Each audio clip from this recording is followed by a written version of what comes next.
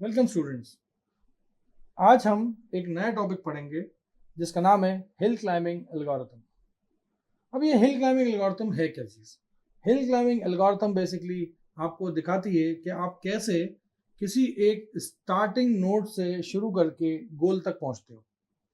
इसका मैं अगर एग्जांपल दूं, एक सिंपल सा एग्जांपल, तो एक सही में एक हिल बनाता हूं मैं यहाँ पे, और आप यहाँ कहीं खड़े हो स्टार्टिंग में, अगर ऐसा मान के चले, और आपको गोल तक पहुंचना है।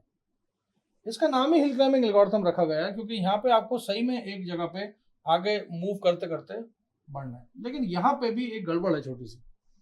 यहाँ पे आपकी आंख पे पट्टी बंधी हुई है, मतलब आप अगर जब हिल क्लाइंब करेंगे तो आपको ये पता नहीं होगा कि आगे क्या होने वाला है। अब ये जो हिल क्लाइंबिंग एल्गोरिथम है, ये हिल क्लाइंबिंग एल्गोरिथम दो वेरिएंट में आती है। एक तो नॉर्मल हिल क्लाइंबिंग एल्गोरिथम, जो कि हम आगे वीडियोस में देखेंगे, और उसके बाद आती है steepest ascent hill climbing algorithm.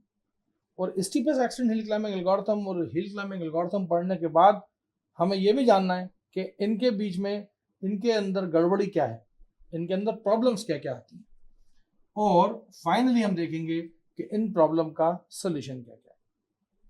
सो यहाँ पे मैं हिल क्लाइंबिंग एल्गोरिथम का जो मैंने छोटा सा डायग्राम बनाया भी है, वो ये कहता है कि हिल क्लाइंबिंग एल्गोरिथम में शुरुआत आपको यहाँ से करनी है और पहुंचना है आपको गोल तक। लेकिन कंडीशन ये है कि आपको पता नहीं है कि आप कहाँ पे खड़े हो, और आपको यह भी नहीं पता कि गोल कहाँ पे। मैं एक नॉर्मल सा एग्जांपल लेता हूं। अगर मेरी आंख पे पट्टी बांध दी जाए और मुझसे बोला जाए कि तुम ये बताओ कि तुम अभी एक नॉर्मल जमीन पे खड़े हो या पहाड़ी की बिल्कुल चोटी पे खड़े हो, तो मैं क्या करूंगा? मैं अपने पैर से चार मूव्स लूंगा, टटोलूंगा।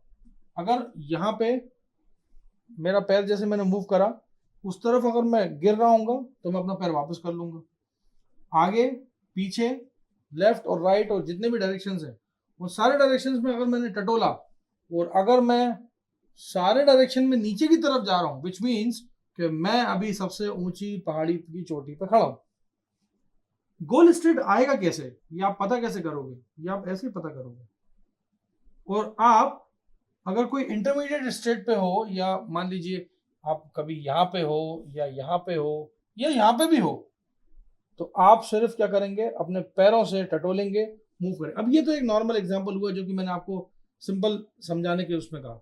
लेकिन जब हम हिल क्लाइंबिंग एल्गोरिथम पढ़ेंगे तो हम एग्जांपल भी देखेंगे कि वो जो कदम टटोलने की जो बात है वो इसमें अप्लाई कैसे होती है, और कैसे हम उसमें एक एक स्टेप को आगे देखते हैं, और आगे देखने के बाद पीछे हटते हैं, फिर पीछे वाले स्टेप को देखते हैं, फिर पीछे हटते हैं, फिर अगर हमें लगता है कि राइट हैंड साइड पे ज़्यादा आंसर सही है तो हम राइट हैंड साइड पे मूव ऑन कर जाते हैं, या लेफ्ट हैंड साइड पे अगर हमें लगता है कि आंसर सही है तो हम लेफ्ट हैंड साइड पे मूव ऑन कर जाते हैं। क्योंकि मुझे नहीं मालूम पहाड़ी किस तरफ है, पहाड़ी आगे भी हो सकती है, पीछे भी हो सकती है, पहाड़ी मेरे लेफ्ट में भी हो सकती है, मेरे राइट में भी हो सकती है, पहाड़ी और किसी भी डायरेक्शन में हो सकती है। मुझे तो उस पर पहुंचना है, मुझे तो अपने सोल्यूशन तक पहुंचना है। मतलब ये आपकी इनिशियल स्टेट हुई, ये आपकी क्या हुई? Initial state. और ये आपकी क्या हुई? गोल। और अल्टीमेटली तो हम यही देखते आ रहे हैं जब से अभी तक, कि हम इनिशियल से गोल तक पहुंचने की कोशिश और उसको पहुंचने की जद्दोजहद में लगे हुए हैं। तो हमें कुल मिला के इनिशियल स्टेट से गोल स्टेट तक पहुंचना है। और इनिशियल स्टेट से गोल स्टेट तक पहुंचने का तरीका क्या है?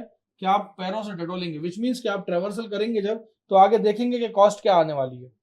अब ये तो मैंने इसको थोड़ा वेग एग्जांपल लेके समझा दिया, लेकिन जैसे हम स्टार्ट करेंगे हिल क्लाइंबिंग एल्गोरिथम सिंपल वाली, हम देखेंगे कि हम इसको एग्जांपल के तौर पे कैसे समझाते हैं और कैसे हिल क्लाइंबिंग एल्गोरिथम काम करती है।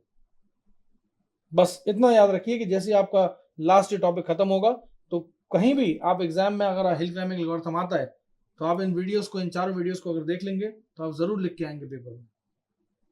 Thank you so much.